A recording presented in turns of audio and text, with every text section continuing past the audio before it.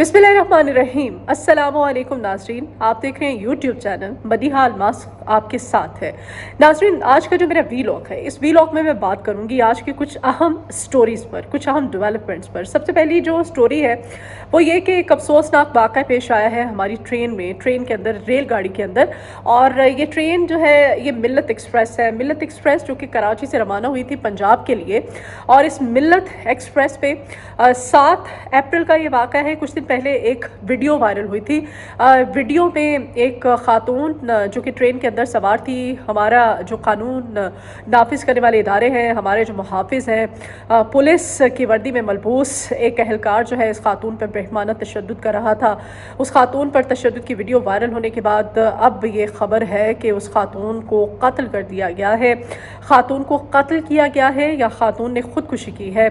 इस स्टोरी के जितने भी अंदरूनी जो पॉइंट्स हैं, जो हक़ाइक़ हैं, वो आपके सामने रखूँगी। ये कत्ल है या खुदकुशी है, इस बारे में बात करूँगी आज के इस वीलॉग में। और साथ ही साथ नाज़रीन, आज के वीलॉग में जो सलामती काउंसिल का इजलास बुलाया गया, इसराइल ने मज़लूमियत का प्रचार करने के लिए जो हंगामी बुनियादों पर इजलास बुलाया गया था, इसराइल की जानिब से सलामती काउंसिल के इजलास में किन किन अमूर को ज़ेर गौर लाया गया, किन अमूर पर बहस की गई, क्या नताइज निकले इस सलामती काउंसिल के इजलास के, इस पर भी बात करूँगी।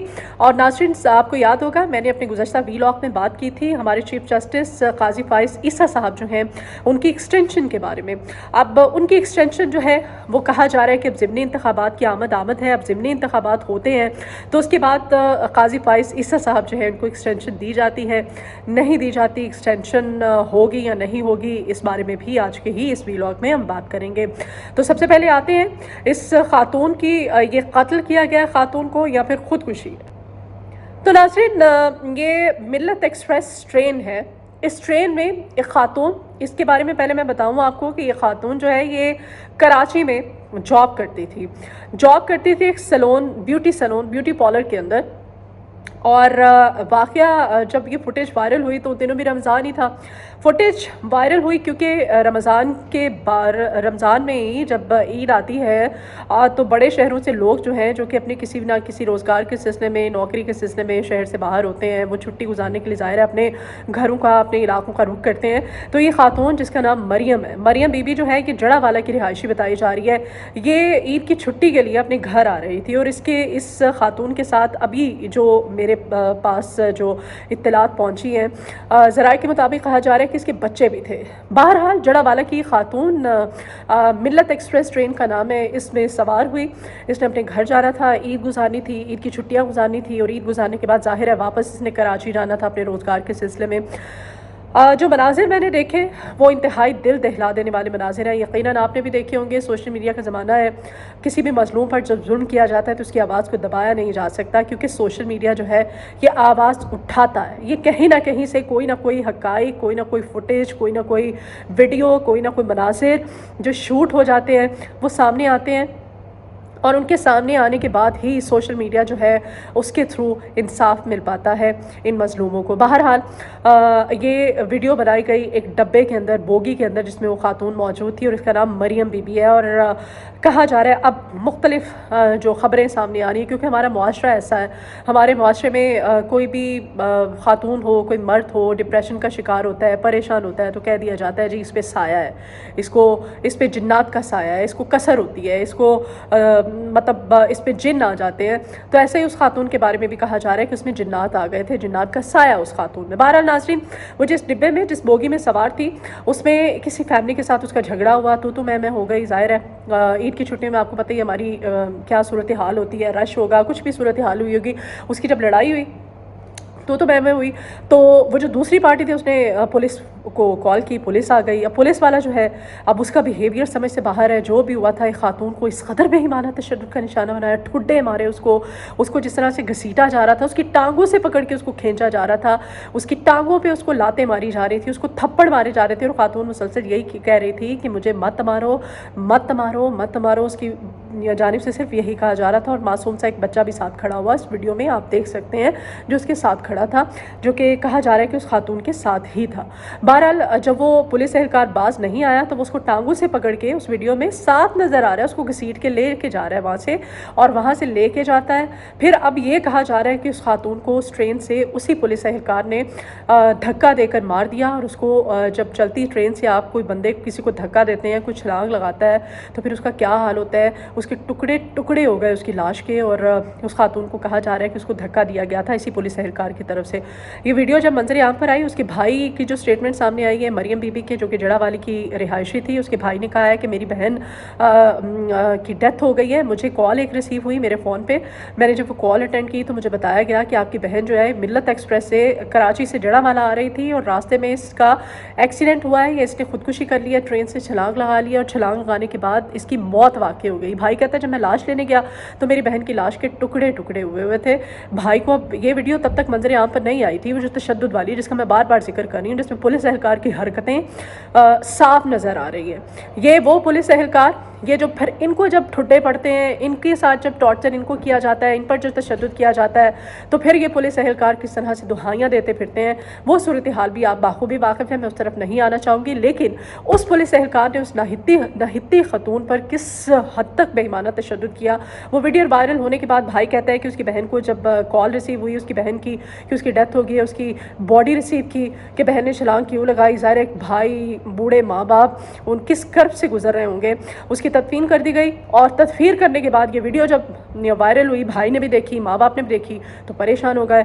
बहरहाल पुलिस एहलकार जो है उसको अरेस्ट किया गया। अरेस्ट करने के बाद जो पेटी भाई हैं, फिर अपने पेटी भाइयों को बचाने के लिए कुछ ना कुछ तो करते हैं, हाथ पाँव तो मारते हैं। उसकी बेल हुई, वो ज़मानत पर रिहा हो गया।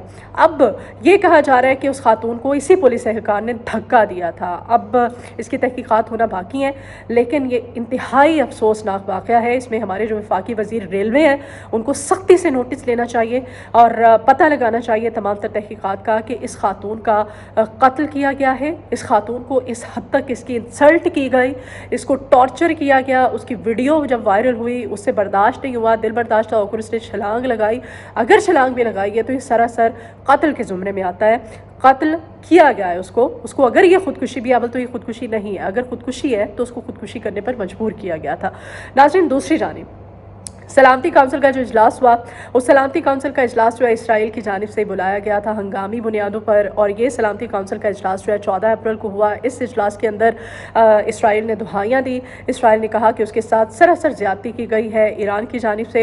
ईरान ने, नाज़रीन, पिछले वीलॉग में मैंने आपको बताया था कि 300 से ज़ायद ड्रोन और मिसाइल हमले किए थे। जवाबी हमला है ये, जो कि इसराइल का मुँह तोड़ जवाब दिया गया था ईरान की जानिब से, क्योंकि ईरान के कौंसल खाने पर जो कि फ़लस्तीन के अंदर मौजूद है, इस पर अटैक किया गया था इसराइल की जानिब से। तो इसराइल को ये जवाब दिया गया था ईरान की जानिब से। लेकिन अगर बीच में, जैसे मैंने पिछले वीलॉग में बड़े तफसीलन आपको बताया था कि बीच में कौन कौन से कंट्रीज़ आते हैं, कौन कौन से बॉर्डर्स आते हैं जिनको क्रॉस करके इन मिसाइलों ने, इन ड्रोन्स ने जाना था, फ़लस्तीन जाना था और जाके इसराइल के बॉर्डर को अटैक करना था, उसकी जो सरहदी हदूद हैं उनको अटैक करना था। वो उसके बीच में रास्ते में उर्दन है जिसने कि डिफेंड किया, दिफा किया इसराइल का, फिर अमेरिका है, फिर बरतानिया है। ये इन तीनों ने अगर ये डिफेंड ना करते तो ये जो जिस तरह से अटैक किया गया था ईरान की तरफ से, वो सारी दुनिया इससे वाकिफ़ है, आपने मनाज़िर भी देखे होंगे। अगर ये अमेरिका बीच में ना आता, बरतानिया ना आता और साथ साथ उर्दन की जानिब से अगर डिफेंड ना किया जाता तो फिर सूरत हाल जो है वो सबके सामने होनी थी। बहरहाल ये जो सलामती काउंसिल का इजलास हुआ, ये महज एक वक्ती सी कार्रवाई थी, एक इजलास, और इसमें जो इसराइल की जानिब से वावेला किया गया, प्रचार किया गया, दुहाइयाँ दी गई, ये कहा गया कि ईरान के साथ अब बॉयकॉट किया जाए। जी, इसकी तमाम तर जितने भी कंट्रीज़ हैं इसराइल की हिमायत करें और ईरान के साथ जो है वो बॉयकॉट किया जाए। अब ये बॉयकॉट जो है ये किया जाना, इसकी हिमायत में अब कौन कौन से कंट्रीज सामने आ रहे हैं। नाज़रीन, अमेरिका, बरतानिया और उर्दन ये वो कंट्रीज़ हैं जिन्होंने ईरान की इसराइल की हिमायत की, जबकि चीन और रूस जो हैं इन्होंने भी ईरान के हक़ में आवाज़ उठाई सलामती काउंसिल के इजलास में। और रूस ने कहा, अमेरिका को वार्न किया सलामती काउंसिल के इजलास में भी, बाबर करा दिया कहीं ना कहीं इसराइल को, अमेरिका को कहा कि अगर वो इसराइल का दिफा करेगा और इसराइल के साथ खड़ा रहेगा और इस तरह की दूसरी बार कोई हरकत की गई तो हम ईरान का भरपूर साथ देंगे और اور بھرپور جواب دیا جائے گا۔ آپ کو یاد ہوگا کہ کڑی تنقید کا نشانہ بھی بنایا جا رہا ہے امریکہ کو تمام تر دنیا کی طرف سے، جس طرح سے امریکہ نے دفاع کیا ہے اردن کے ساتھ مل کے، برطانیہ کے ساتھ مل کے، کیونکہ ایک اکیلا اسرائیل جو ہے وہ 300 سے زائد ڈرونز اور 300 سے زائد میزائلوں کا دفاع نہیں کر سکتا تھا۔ اگر یہ اس کو ڈیفینڈ نہ کرتے، اس کا ساتھ نہ دیتے اسرائیل کا، تو یہ حملہ جو ہے اس نے تہس نہس کر کے رکھ دیا تھا جو اسرائیل کی باؤنڈری لائن ہے، اسرائیل کی جو فضائیہ ہے، اسرائیل کی جتنے بھی سرحدی حدود ہیں، جس طرح سے ایران نے حملہ کیا تھا۔ سلامتی کونسل اجلاس میں اسرائیل نے اپنی ہٹ دھرمی تو برقرار رکھی، لیکن کوئی خاطر خواہ نتائج جو ہیں وہ سامنے نہیں آ سکے ہیں، اور آئرن ڈوم جو ہے وہ اسرائیل کا وہ دفاعی نظام تھا جو کہ بری طرح سے بیٹھ گیا تھا، اور اس کے بیٹھ جانے کے بعد امریکہ اور اردن اور برطانیہ کے ڈیفینڈ کرنے کے بعد صورتحال آپ کے سامنے ہے۔ بہرحال یہ سلامتی کونسل کا اجلاس، اس میں یہی کہا گیا کہ ایران کے ساتھ بائیکاٹ کیا جائے تمام تر کارروائیوں کا، اور ساتھ ہی ساتھ قاضی فائز عیسیٰ صاحب کی ایکسٹینشن کی میں نے اپنے پچھلے ویلاگ میں بات کی تھی، تو اس پہ ہمارے جو وفاقی وزیر اطلاعات و نشریات ہیں عطاء اللہ تاہر صاحب، وہ آئے تھے، ان کی جانب سے بھرپور ایک پریس کانفرنس کی گئی تھی، اور اس پریس کانفرنس میں آ کے کیونکہ ہر طرف ہلچل مچ گئی تھی اور یہ خبریں گردش کرنے لگ گئی تھی کہ اب قاضی فائز عیسیٰ صاحب کو ایکسٹینشن ملنے جا رہی ہے، اور دوسری جانب وہ 6 ججز والے خط کا معاملہ، تو اس کے بعد ایکسٹینشن۔ پھر عطاء اللہ تاہر صاحب نے پریس کانفرنس کی تھی، اور اس پریس کانفرنس میں انہوں نے کہا تھا کہ ایکسٹینشن نہیں دینے جانے ہم ان کو، اور نہ ہی کوئی ایسی کوئی بات جو ہے وہ بھی زیر غور ہے۔ بہرحال ضمنی انتخابات کی آمد ہے۔ ضمنی انتخابات میں اب آپ کے سامنے ہی ہے کس طرح سے سیٹیں جو ہے وہ نون لیگ کو جتوائی جا رہی ہیں، تحریک انصاف کے ساتھ کیا کیا جا رہا ہے، جو نون لیگ کی ہاری ہوئی سیٹیں تھیں، ہاری ہوئی سیٹیں ان کو جتوائی جا رہی ہیں، اور جو تحریک انصاف کی جیتی ہوئی سیٹیں تھیں وہ ان سے چھین کے کس طرح سے نون لیگ کو دی جا رہی ہیں۔ اس معاملے سے آپ بخوبی واقف ہیں، لیکن اگر ضمنی انتخابات میں اکثریت نون لیگ حاصل کر لیتی ہے تو قاضی فائز عیسیٰ صاحب جو ہے ان کو ایکسٹینشن مل جائے گی، دی جائے گی۔ اب اپنا جو آئندہ کا ویلاگ ہے ضمنی انتخابات میں کیا کچھ ہونے جا رہا ہے، کس طرح سے تیاریاں کی جا رہی ہیں، جوڑ توڑ کا سلسلہ کس طرح سے جاری ہے، اور کس کو جتوایا جائے گا، اور جیتنے کے بعد کیا chief justice of Pakistan mister justice Qazi Faez عیسیٰ صاحب جو ہے ان کو واقعی ایکسٹینشن دی جا رہی ہے، کیا یہ جو سیاسی مبصرین کہہ رہے ہیں یہ درست کہہ رہے ہیں۔ آئندہ آنے والے ویلاگ میں اس پہ میں مزید بات کروں گی۔ ابھی آج کا جو ویلاگ ہے اس سے مجھے اجازت دیجیے، مجھے آپ کے فیڈ بیک کی بہت ضرورت رہے گی، اپنا فیڈ بیک ضرور دیجیے گا۔ اگر میری ویڈیو پسند آئے تو لائک کا بٹن کلک کیجیے گا، اور میرے چینل کو سبسکرائب کیجیے گا۔ اپنا بہت خیال رکھیے گا۔ اللہ نگہبان۔